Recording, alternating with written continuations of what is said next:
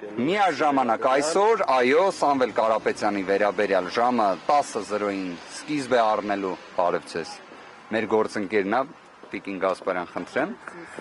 այսօր ժամը 10:00-ին ստացվում է, այստեղ մենք ունենալու ենք կալանքը որպես խափաման միջոց երկարաձգելու միջնորդության քննություն, իսկ ՀՑԿՀ-ում կրկին ժամը 10:00-ին Սամվել Կարապետյանի սեփականության իրավունքին վերաբերող հարցի վերաբերյալ քննություն։ Նույն օրը, նույն ժամին, կարծում եմ սա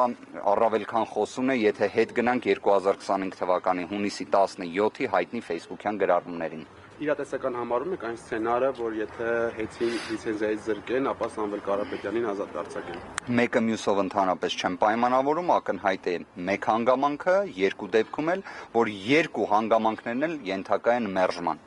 Թե ՀՑԿՀ-ում ներկայացված վարույթի շրջանակներում դիրքորոշումն է ենթակա մերժման, որովհետև իրապես որևէ մի ընկերություն չկա, որտեղ խախտումներ չլինեն, բայց խախտում, որը ենթադրի լիցենզիայի զրկում, սա մենք խոսում ենք արդեն աբսուրդի տիրույթում, պարզապես համեմատական անցկացրեք Veolia ջրի հետ կապված խախտումներին եւ ոչ մի վարույթ չկա դրա դեպքում։ Եվ իհարկե նաեւ այս միջնորդությունն էլ ակնհայտորեն ենթակա է մերժման։ Այն պետք է մերժված լիներ ի սկզբանե, բայց ունենք մի աբսուրդ, որ այն տևում է արդեն 5 ամիս, բայց ամեն ինչն էլ ունի սկիզբ եւ վերջ։ Այսքանը։ Շնորհակալ եմ, գործընկերներ ջան։